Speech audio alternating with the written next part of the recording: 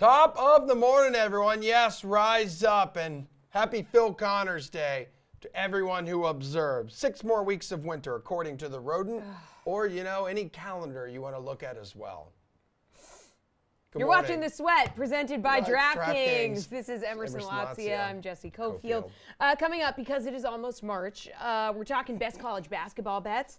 The Sweaty Boot returns. Ooh. And which Super Bowl props we're going to be targeting on the DK Sportsbook. But first, how about a healthy dose of NBA shoot-around with these guys? That. Yeah, DraftKings contributors Gary and Thorne, Julian Edlow, and Chinmay Vaidya.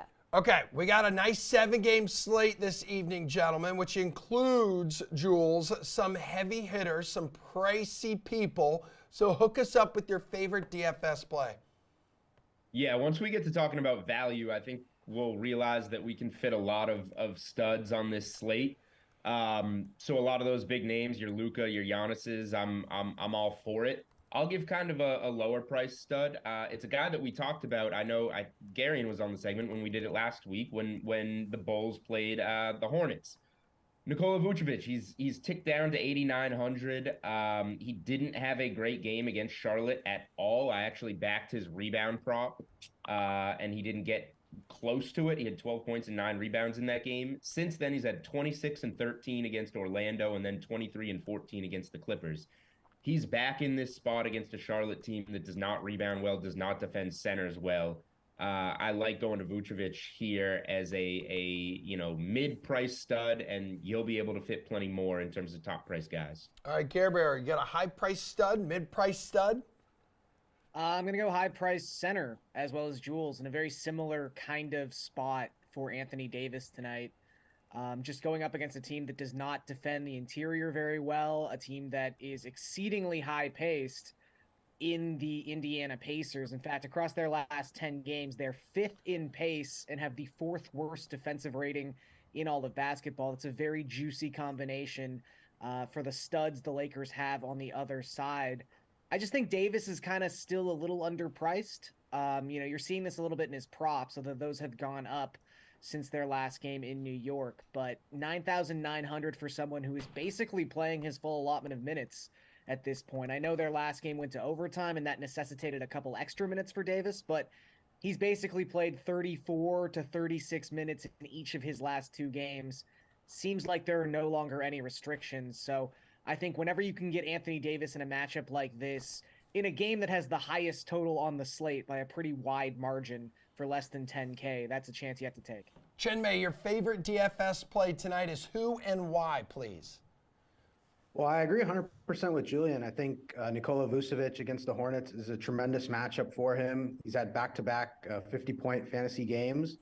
And the Hornets, like Julian mentioned, don't really defend well, don't really rebound well. And Vucevic had a bad game last time against this team, so he's going to be looking for a bounce-back game here.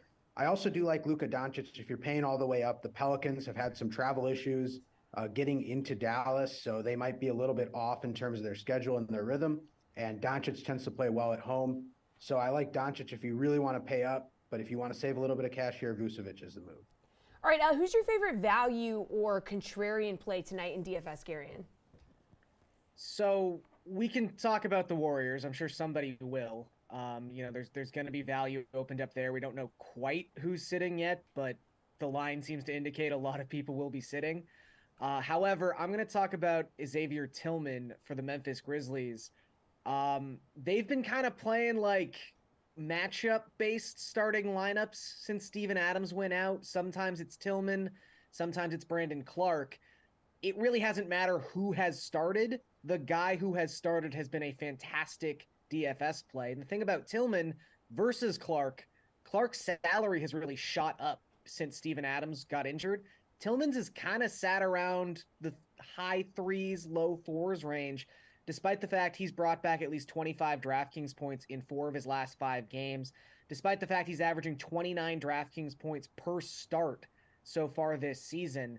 I think against a Cavaliers team that has nothing but size in its front court, Memphis is probably going to have to go with the more like quote-unquote archetypical center in Tillman, as opposed to Brandon Clark in the starting lineup tonight. So Tillman's basically been getting 30 DraftKings points when he starts. If he does start tonight, he's an obvious value play.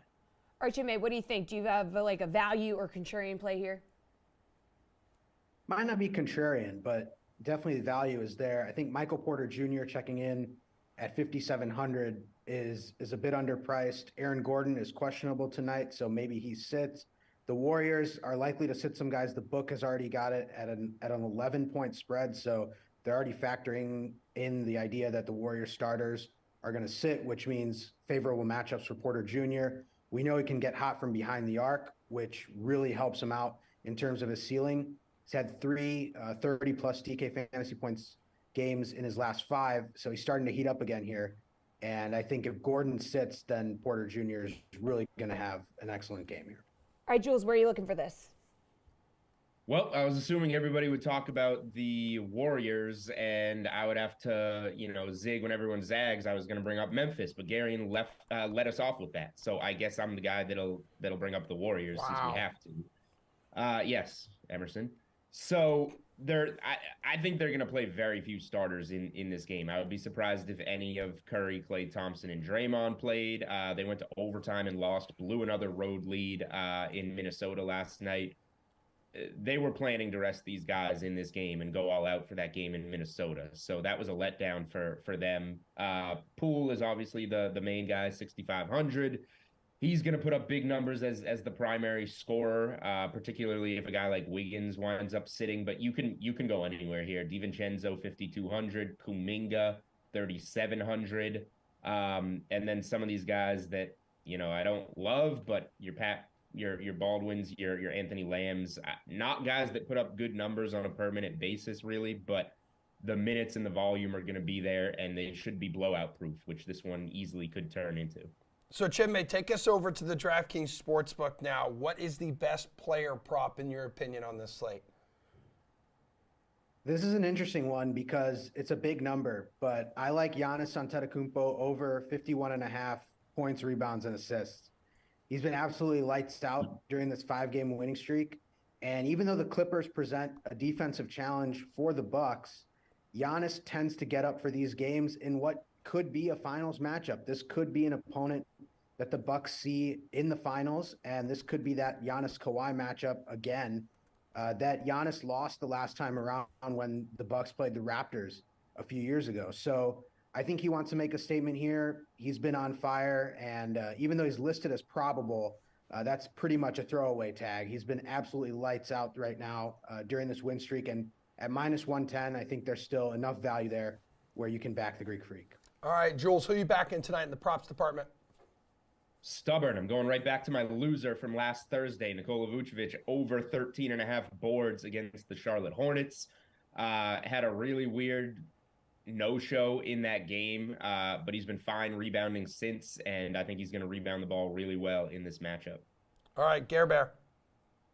Well, I already talked about just the amazing DFS environment that Indiana, Los Angeles is going to be tonight. Talked about Anthony Davis from a DFS perspective because of price. LeBron James to record a double-double is plus 100, so even money for yes tonight. This is something he's done in 8 of his last 14 games. He's coming off his first triple-double of the season in New York.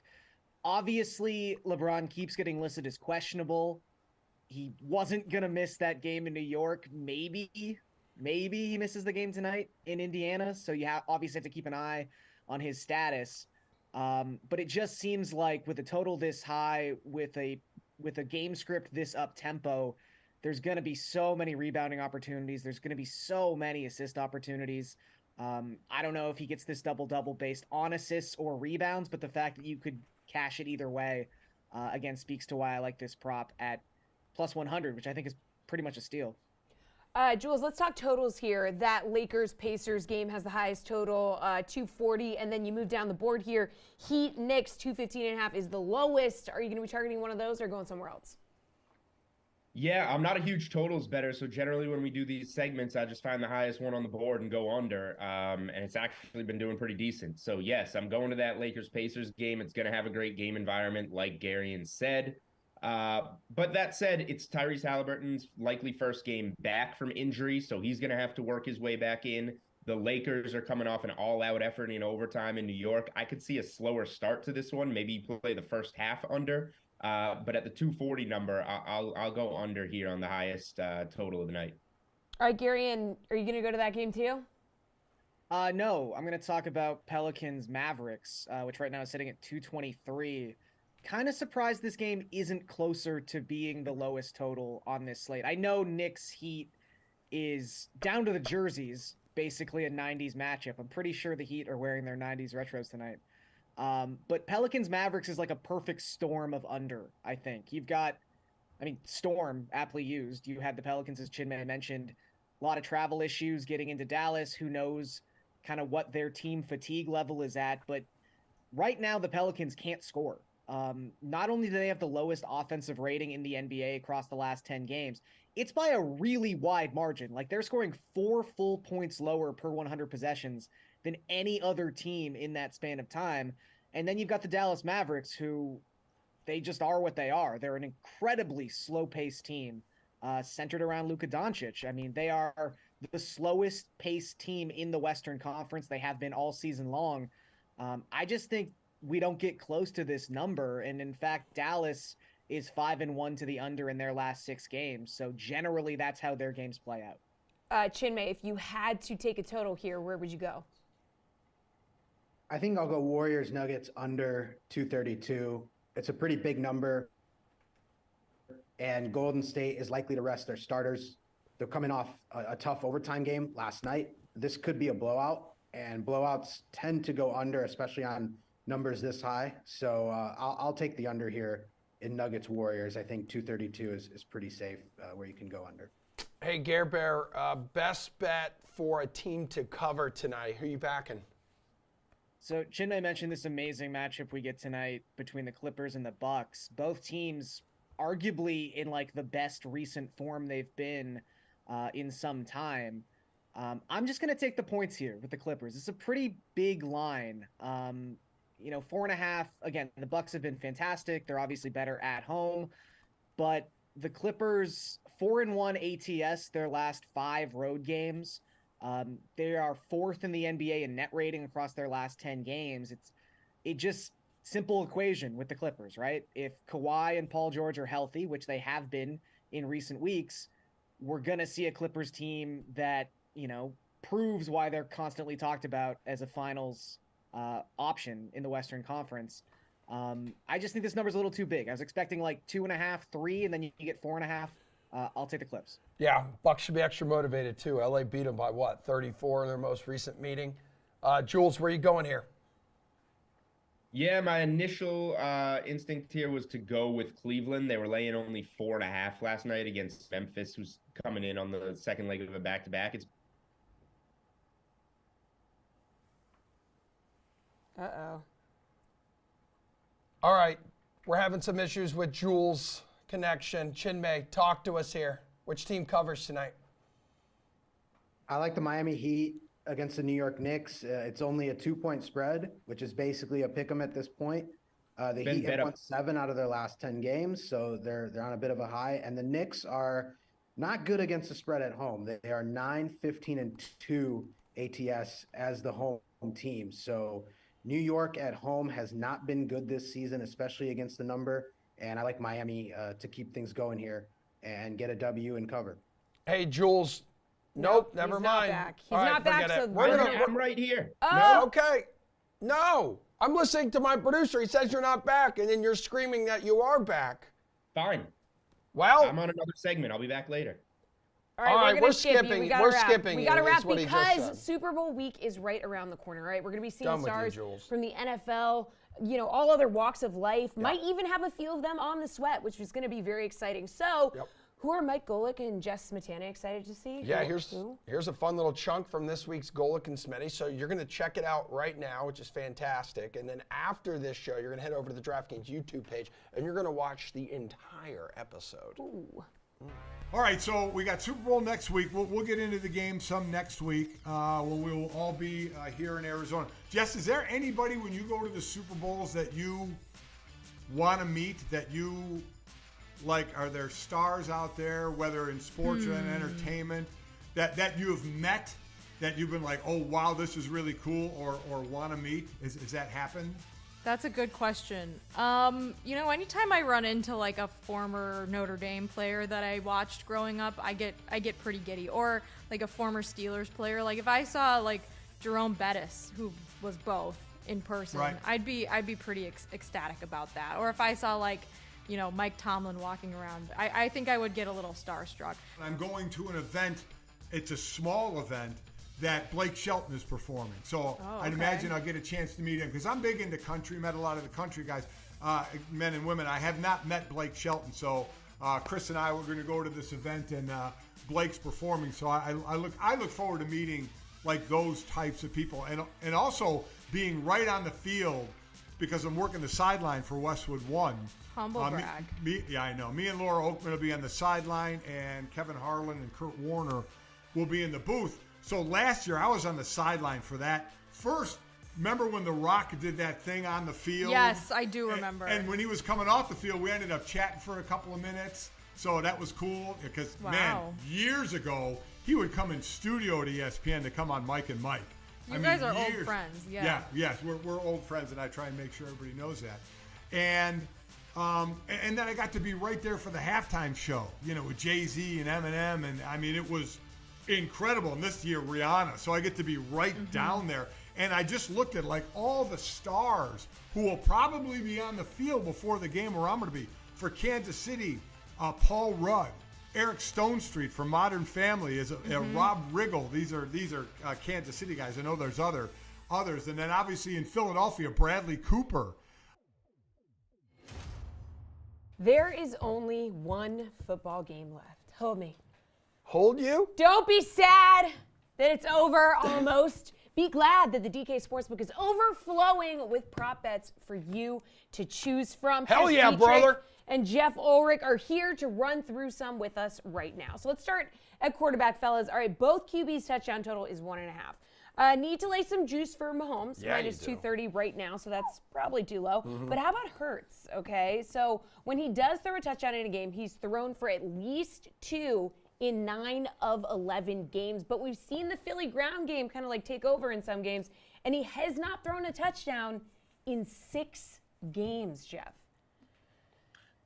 Yeah, it's a lot. I mean, when you're looking at these touchdown totals, I mean, Hurts is interesting. I mean, I think that there's every chance that the Eagles probably dial up a couple plays, like when they're in the red zone, potentially even get like an O-lineman involved. So the over's tempting, but honestly, if I'm looking at those passing props, the play is Patrick Mahomes under 1.5 passing touchdowns. You're getting plus 185. You're talking about a Philadelphia defense that was first in pass DVOA against the pass in terms of defensive DVOA stats. This defense is going to absolutely swarm Patrick Mahomes. It's going to make it really tough on him.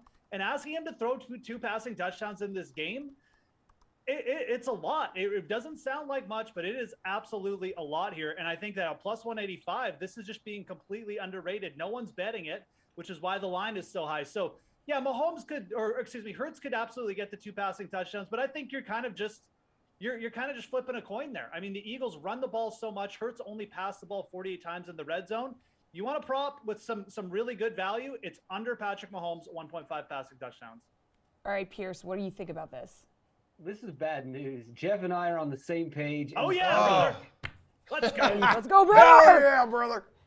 Yeah, so it's not just that we agree, it's that the public completely disagrees with us. So something is going on here, earth-shattering. You know what, though? By next week, after continuously talking about these games, we'll probably be singing a different song. But right now, Mahomes under. I love it.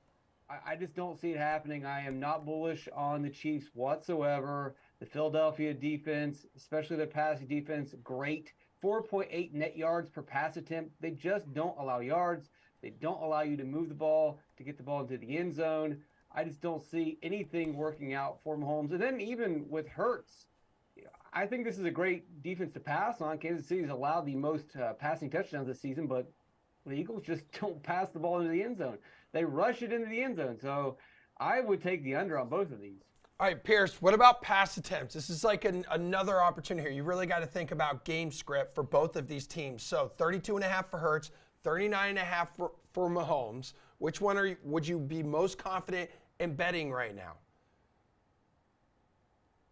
That's a great question. I don't know if confident is the word that I want to go with. I do want to touch on, and it's game script appropriate. So however you script this game going out, and the way that I script it is that the Eagles are going to win. The Eagles are going to win convincingly. You're going to see the same Eagles that we have seen, which is to get out ahead early, play strong defense, run the ball. So I would take the under with Hurts, and under that same script, we would imagine that Mahomes is going to have to pass a lot, play catch up. And I don't think he's going to be efficient. I don't believe he'll be effective.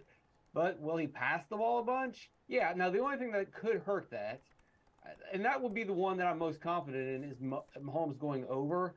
But the problem is 3 and outs could be a real scenario. And then also the second half could just be maybe the worst half of football ever. It could just be the Eagles running the ball with a 10-point lead, and Mahomes just doesn't see the field. So I'm not confident in either, but I would go over Mahomes, under on Hurts. I mean, Hurts hasn't gone over 25 in Philly's 2 playoff games. Those were blowouts, though. So second half, don't really need to throw the football. As for Mahomes, 43 pass attempts last week, just 30 against the Jags, but he missed what, like a quarter and a half against Jacksonville? He did.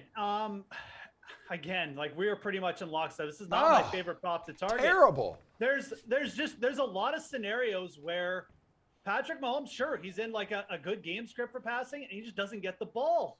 That's what happens against the Eagles. Teams against the Eagles don't pass a lot, and it's not because they don't want to or they aren't in good game scripts. It's because they never get the ball. So, Patrick Mahomes, 39.5, honestly, man, like it's too big for me to really sit here and say, oh yeah, hit the over.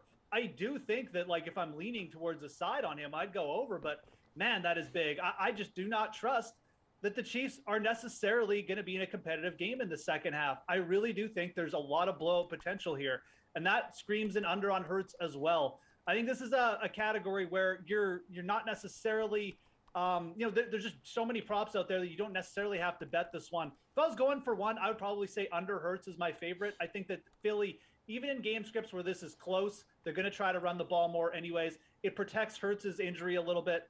And, again, they're just a team that wants to run the ball anyways. But, yeah, this one is tough. I really do think there's a lot of scenarios where both quarterbacks go under. All right, so only 3 guys have receiving yard props over 50. A.J. Brown, Devonta Smith, and Travis Kelce. Rest of the guys, like running backs, have lower totals. So when you're looking at this, Jeff, are you targeting those lower totals, or are you looking at the higher ones? I mean, the lower totals, the running backs, they're nice. They're like, oh, we just need one catcher to go over. But there's a reason why these guys have low totals, because sometimes they just don't get a catch, or they get one catch and it goes for -3 yards. I think that the player with the prop that is most worth attacking right now is actually Devonta Smith. He's in the low 60s, 62.5 receiving total. It's a player who went over 100 yards in 4 straight games at one point in the season. He went over this total in 5 or 6 straight games. He's just underrated. I don't think that there should be this big a gap between A.J. Brown and Devonta Smith. I think that Smith's total will probably creep up by game time as well. You may even see it in the high 60s. So you're looking for a prop to get on this week. I think Smith is it. Also a player I may look to in the alt lines at like 75 plus. But yeah, I think that I would rather look at some of these big name receivers. It's the Super Bowl. They're not going to bring out Quez Watkins and so suddenly give him 6 targets. Devonta Smith is going to get the ball. And, again, with this big a gap between him and A.J. Brown, that's the player I'd want to target for an over right now. All right, Pierce, what do you think? Which of these players are you going to be targeting for an over? Kelce's super safe. No analysis needed there. A little bit more risk with Brown and with Devonta Smith. I don't know if I necessarily need to go there. I am interested in the running backs. Obviously, Jerick McKinnon, he, as Jeff mentioned, has one of these low running back totals, and I am driving the Jerick McKinnon bandwagon. I'm the only person on the bandwagon, just me, the driver, and an empty bandwagon. Steve Buchanan was on it for a couple minutes. That's and not he good. Out, Steve picked Philip Dorsett for Super Bowl MVP one year. That's right. And he didn't get any targets. That's not a good sign. Yeah, no, it's not. So he can get off the bandwagon. It doesn't bother me. So I like McKinnon, have a big game. Kenneth Gainwell is another guy that, last week, a perfect example, people said, oh, well, it was just because of a blowout. He's not going to have another good game. Not going to trust him. Well, they had another game where they were steadily in control, and Gainwell played a big role. Sirianni likes the guy. He's suddenly infatuated with the guy, and Gainwell's over total is 11.5 receiving yards. He is a receiving running back. He's getting enough work. If the game script works out the way that I project it to, then I think Gainwell should have a good game. Yo, these two teams do lead the league in sacks. 5 guys on the DraftKings Sportsbook right now in the sacks prop department. Is this an area you would actually target here, Jeff? Yeah, of course. I mean, look, why wouldn't we go to the sack department? We're getting some nice odds here. Look, I always look to, in these situations, I want to look to like the play, like who is really going to step up here and just be like, and the team's going to rally around him. Maybe they design some kind of pass rush where a guy like Fletcher Cox, a veteran, been with the Eagles forever, they're going to want to get this guy a sack. I think that this number on him is actually really interesting. 0.25 over plus 260. Really? 7 sacks during the regular season. I mean, we got an immobile Mahomes. If the Philadelphia Eagles are up late in this game, this D-line is going for the big plays here. They want the sacks. They want the stripped fumbles. Fletcher Cox is coming to play. I mean, this may be his last game as an Eagle as well. Let's take the plus 260 here. I mean, he's not like their main pass rush dude who obviously, he's that's not what his job is in there. He's more of an interior run blocker now, but Fletcher Cox can still get it done. I think that there's absolutely worthwhile sprinkling on him right there. All right, Pierce, do you agree with that? Someone worth sprinkling a little something on the sacks prop department. I will also sprinkle on the Eagles side. That's the way to go. I've already pretty much scripted this game out in my head. So the way that I see it is that the Chiefs are going to be trailing. They're going to be passing more. The team that passes more, that's where you want to attack with sacks. And so you look at the edge rushers for the Chiefs, and Hassan Reddick is a top 10 edge rusher, and he's going to face a right tackle that ranks 64th out of 86th. The matchup is there. As Jeff mentioned, Mahomes isn't quite as agile as he has been in the past. So pick your Eagle. That's going to be mine. And that's what we call a sack lunch. Oh my God, I hate you so much. All right, now for the most important props. Hell yeah, brother. Jersey number of the first touchdown scorer. Okay, important stuff here. Line is set at 11.5. Chiefs have McKinnon, Juju, Pacheco, MVS under 11. Eagles sporting Hurts, Smith, A.J. Brown, plus 110 for an Eagle running back, Mahomes or Kelsey to be the first touchdown scorer. Jeff, 11 too high or too low for this one? It's too low. We got to take the over 11.5 on the jersey number, man. I mean, we got to play the numbers game here. I know it's tempting. Oh, we got Hurts low. Pierce's boy is in there, McKinnon. But, I mean, we got to play the numbers game. We're getting Kelsey. We're getting Goddard. And the most important thing to me is we're getting the Eagles running backs, Sanders and Gainwell. I think that's important. Boston Scott, you want to throw him in there too. I think early on, especially, the Eagles are just going to try and establish.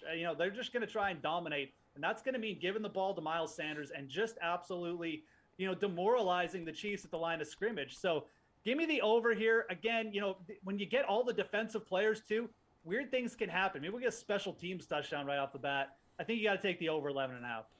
All right, Pierce, what do you think your boy is under there? Are you going to go under?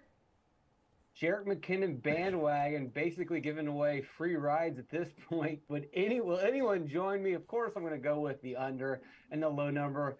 Big shout out to the producers for letting us know the specific numbers because I'm terrible with these numbers. So to state all those guys, very helpful. But this is also not a bet that I'm really incredibly excited about. But if I had to pick, clearly I'm going to lean McKinnon and definitely Jalen Hurts. That's the direction I would go. Low, under 11. That would be producer Drew behind the scenes. He appreciates you recognizing his greatness, as we do every day here on The Sweat. Guys, toodaloo. We got some soccer to talk about. Yeah, it's called soccer. We're going to return to the Sweaty Boot picks, little EPL preview here, little Premier League action this weekend. Chinmay returns right after this.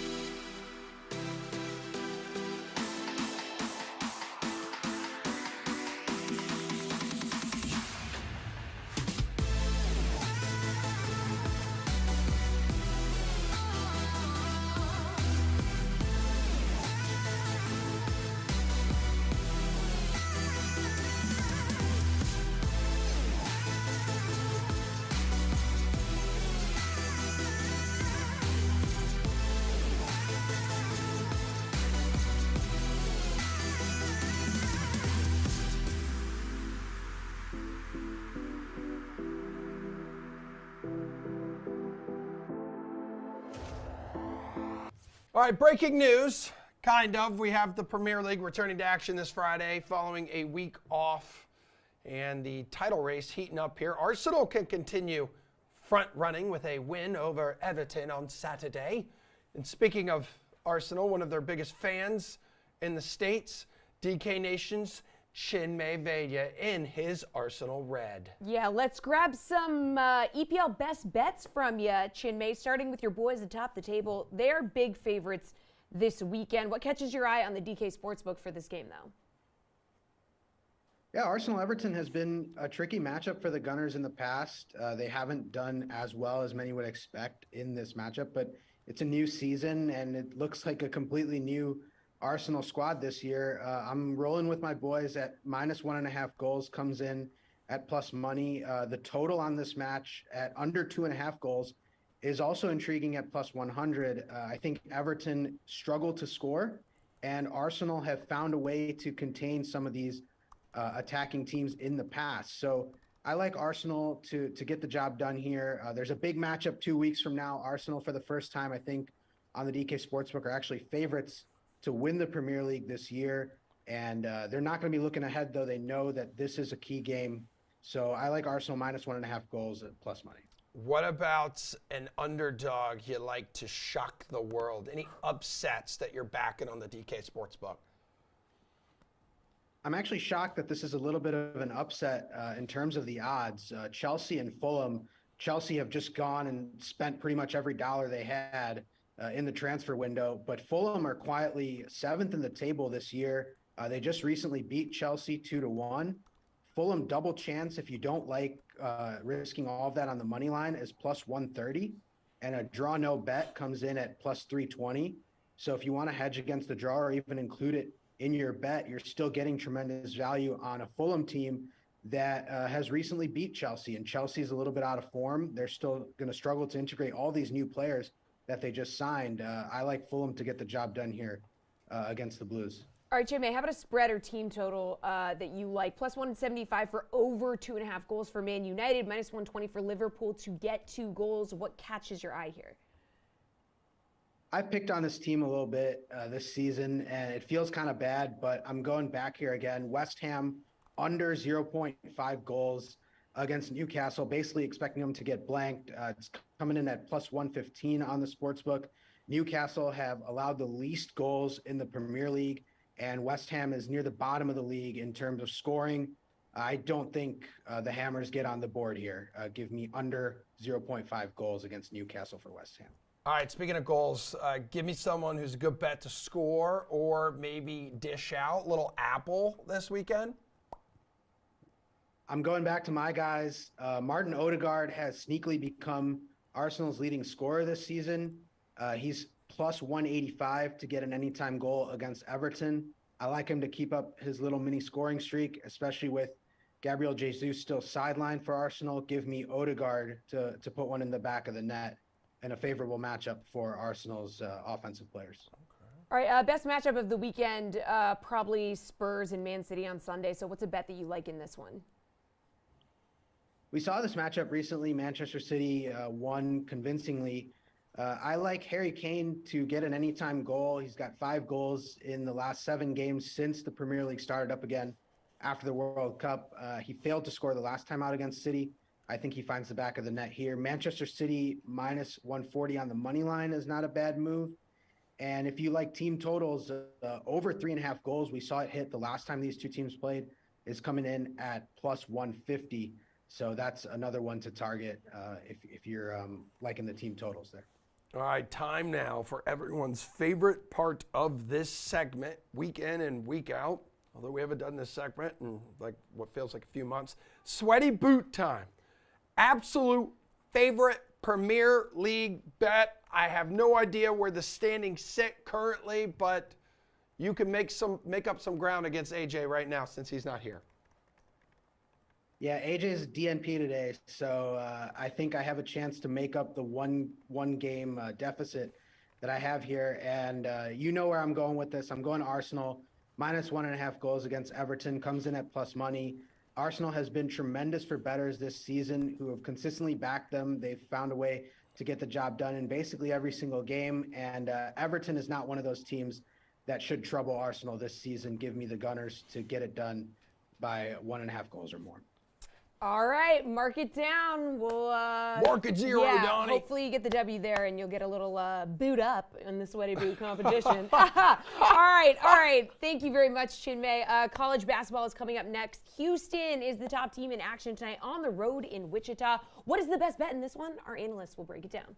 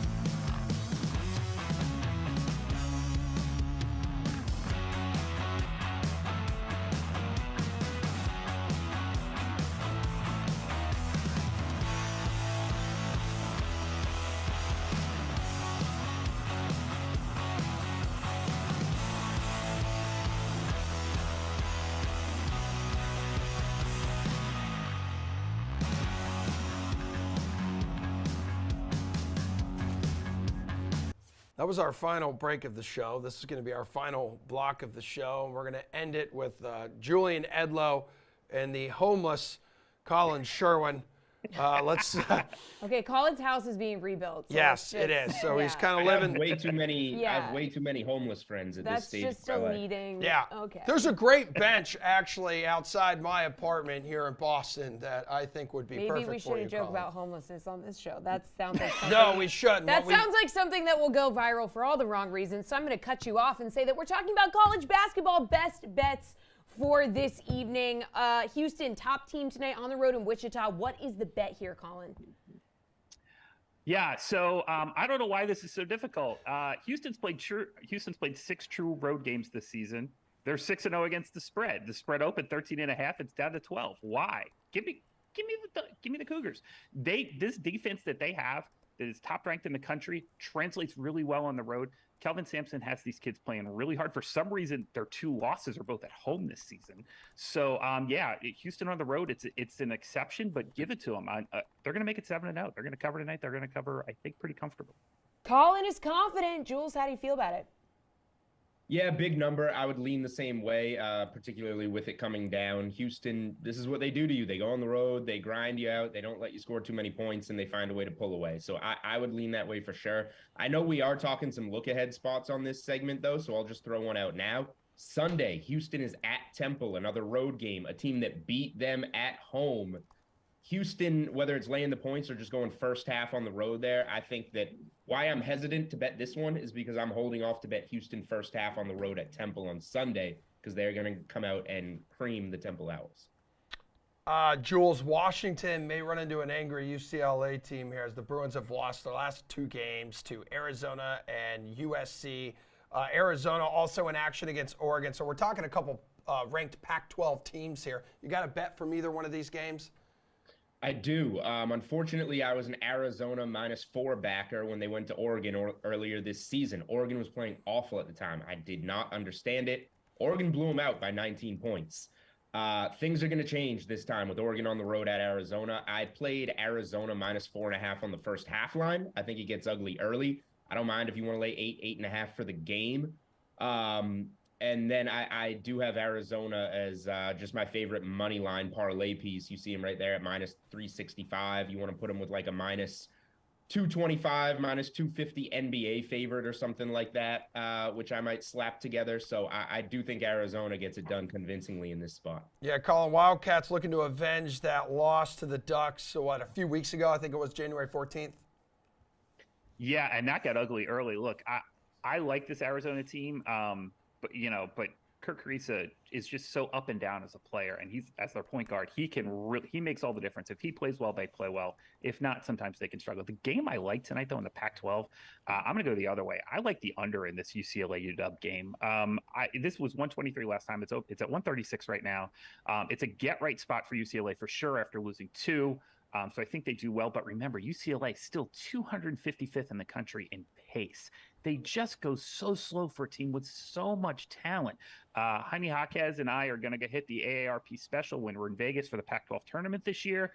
That guy's 147 years old. I don't care what you say, but this is what happens when you bring like the best player at your YMCA and drop him in the middle of the Pac-12. I love to watch him play, but it's not like he's out there, launching shots with 20 on the shot clock. They're getting more shots in the red on the clock, 5 and under in the possession than any team that you're going to watch in college basketball. So, yeah, I like under here a lot. All right, Colin, how about the 2 WCC teams? So St. Mary's and Gonzaga, both at home. They are both rolling right now. Do you have an eye on anything? I am very interested in Saturday. This week, tonight, though, I think USF can fill it up a little bit. I kind of like over 130 with the Gales tonight. This game was 78-61 last time in San Francisco. A lot of drop coverage that's why St. Mary's has a top 5 defense in the country this year. They play really well defensively against teams that try and push the ball into the middle.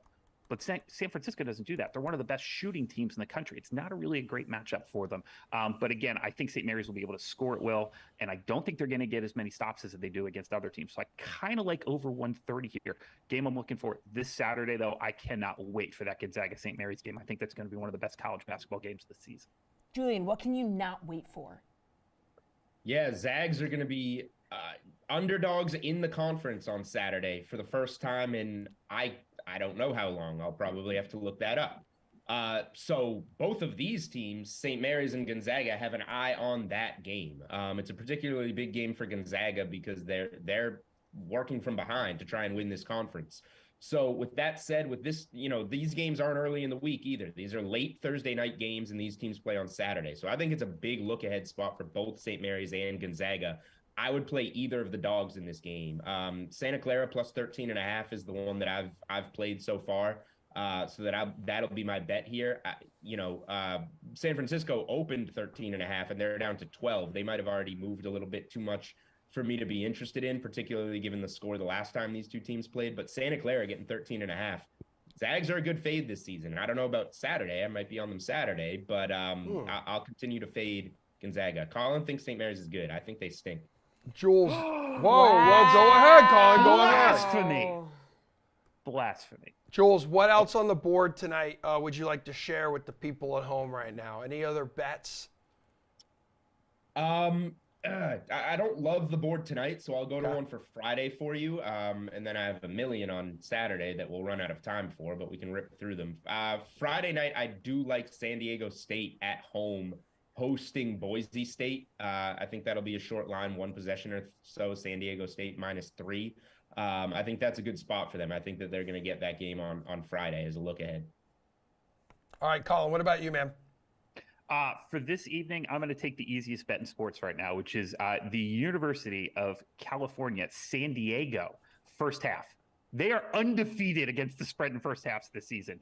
It is a second half collapse team. They have continued to collapse over and over and over, but they run out to leads. It's 3.5 right now to catch them, 3.5 at home. This is a team that's transitioning. They're still not eligible for the NCAA tournament. They're going to be a force in the Big West. They're going to be a good team in the long term. They've got a ton of student support, but right now they play a lot of 20-minute games and not a lot of 40-minute ones. So just continue to ride that wave with UCSD first half. All right, what about this weekend? What games do you have your eye on? Got a couple good ones. Got Kansas at Iowa State, Auburn at Tennessee, in the Bruce Pearl revenge game, number 1 Purdue on the road in Bloomington, and the aforementioned WCC powerhouses squaring off. We know you like that one, Colin, but any other ones, any early leans before the board comes out here?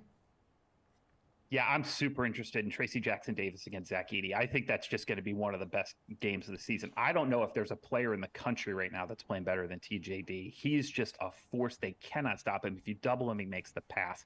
He can shoot. He can drive. He's really got all the moves. I did not see him really developing like this, but especially in conference play this season, he's been something. I think this might be for National Player of the Year. I think these two players are that good, so I'm really looking forward to that one. I'm gonna lean Purdue just a little bit, just because of the pressure that they've been under this season, but I do want to see the number before it comes out. But why are we even talking about this? St. Mary's, they're going to be laying like 5 at home, which is insane in a West Coast Conference game. So if I'm a bookmaker, I'm opening at 6. But like, I think it's going to open like somewhere between 4.5 and 5.5. Remember what happened to this Gonzaga team already this year? Texas torched them. Purdue torched them. It's not like these are the Gonzaga teams of old where if they lose, it's in a 1-possession game. When they get blown out, they get blown out. St. Mary's is going to be a rockin' gym. It holds all of 3,500 people. It's going to be packed. It's going to be one of the toughest tickets in sports this week. I love St. Mary's here, and I think this turns into a double-digit blowout for the home team. Oh, man. All right, Julian, what do we think? Any leans? Yeah, Gonzaga's not very good, but I'm going to be very tempted with the points there in the conference. But that is not one of my stronger plays of the weekend. Actually, the Indiana-Purdue game, I got circled too. I want Indiana maybe getting 2.5 as a home dog. I'll go Indiana in that home game.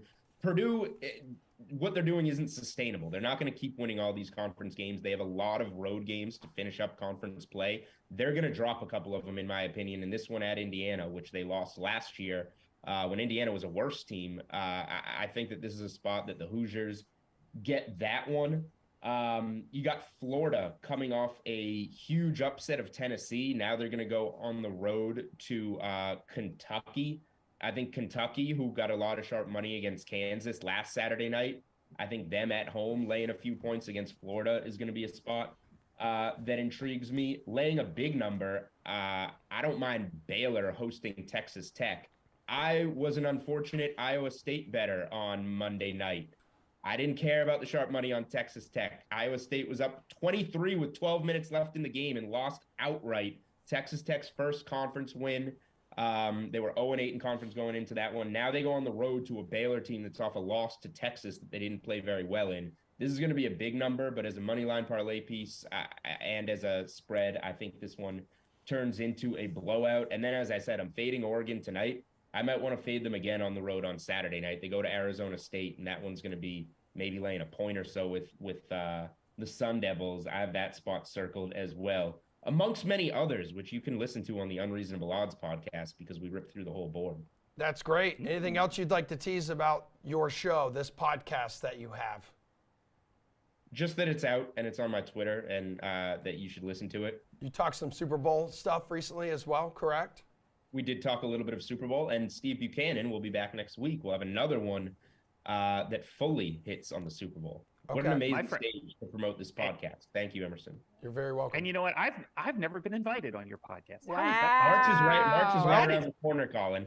Hey. Oh, okay. Get it in here. Let's go. Hey, Colin, I will ask you real quick. Last night, I believe number 2 Tennessee lost. What do those guys have to show you in order to back them come March? A lot of people seem to be a little nervous and that they're frauds. That is, well, it's a Rick Barnes team. I mean, there's just like, it's so many times that until Tennessee actually does it and puts it all together, like this is just kind of what Rick Barnes does. I mean, like he's been doing it for 20 years. He did it in Texas. Like they lose big games sometimes. Sometimes they make a run. Sometimes they don't. I still think Kentucky's the best team. I know I feel like an idiot saying that. I still think Kentucky's the best team in that league when they put it all together. And I think Calipari's going to make the adjustments between now and the tournament where they're going to continue to get better. So I think those are the 2 best teams in that league. But I think on like conference championship, SEC Sunday, I think I got to lean a little bit towards the Cats right now. All right, good stuff, guys. Appreciate you guys coming on and thanks, everybody. Laying the knowledge as always. That's going to do it for us today on The Sweat. Madden is kicking off at noon, and we have the slate at 5 p.m. this evening coming your way with Kaufman and Garion. Emerson will be back here tomorrow morning at 11 a.m. Eastern time for another episode of The Sweat. As for now, we are out. Toodaloo.